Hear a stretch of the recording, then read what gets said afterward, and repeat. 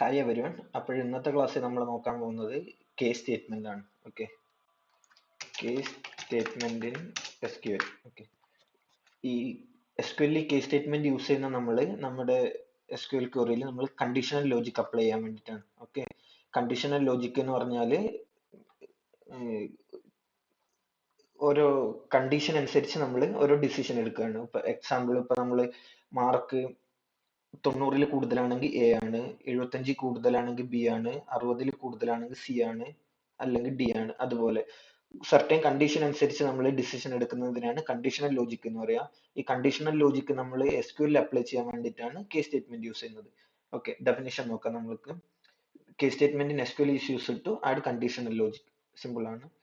Conditional logic means making decision based on certain conditions. Okay, example നോക്കുക. Mark 90 കൂടുതലാണെങ്കിൽ A grade ആണ്, 75 കൂടുതലാണെങ്കിൽ B ആണ്, 60 കൂടുതലാണ് C ആണ്, അല്ലെങ്കിൽ D ആണ്. ഓക്കെ, നമ്മൾക്ക് ഇനി ഒരു പ്രാക്ടീസ് പ്രോബ്ലം നോക്കാം. സെലക്ട്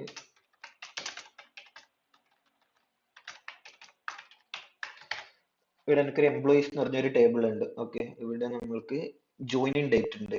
ഇപ്പോൾ എക്സാമ്പിൾ നമ്മൾ കമ്പനിയിൽ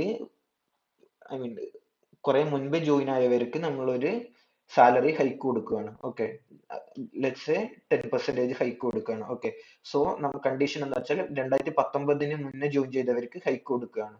ഓക്കെ, അപ്പൊ നമുക്ക് അതെങ്ങനെ എഴുതാൻ നോക്കാം. സെലക്ട് സ്റ്റാർ കോമ എന്താണ് കേസ്, ഇതാണ് ഇതിന്റെ സിന്റാക്സ്, ഇതാണ് നമ്മൾ വേണ്ട. കേസ് എഴുതുക. വെൻ എന്ന് പറഞ്ഞാൽ കണ്ടീഷൻ എന്താണ്. ഓക്കെ, വെൻ ഇവിടെ എന്താണ് ജോയിനിങ് ഡേറ്റ് ലെസ് ദാൻ 2019 ജനുവരി 1. ഓക്കെ, ജനുവരി മുന്നേ 2019 ജനുവരി മുന്നേ ജോയിൻ ചെയ്തവർക്കൊക്കെ നമ്മൾ സാലറിയിൽ 10% ഹൈക്ക് കൊടുക്കുകയാണ്. ഓക്കെ, സോ ദെൻ വെൻ എന്നുള്ളത് കണ്ടീഷൻ ആണ്. ആ കണ്ടീഷൻ സാറ്റിസ്ഫൈ ചെയ്യുവാണെങ്കിൽ എന്താണ് ദെൻ 10% സാലറിന്റെ 10% ആണ്. അപ്പോൾ salary multiplied by 0.01.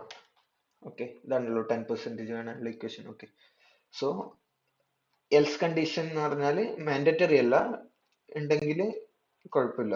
Else salary തന്നെയാണ്. ഓക്കെ, മുന്നേ 2019 മുൻപ് ജോയിൻ ചെയ്യുന്നവർക്ക് 10% ഇൻക്രിമെന്റ്, അല്ലെങ്കിൽ സാലറി തന്നെയാണ്. ഓക്കെ, അപ്പോ സാലറി പ്ലസ് സാലറിന്റെ കൂടെ 10% കിട്ടുമല്ലേ, അപ്പോഴങ്ങനെ.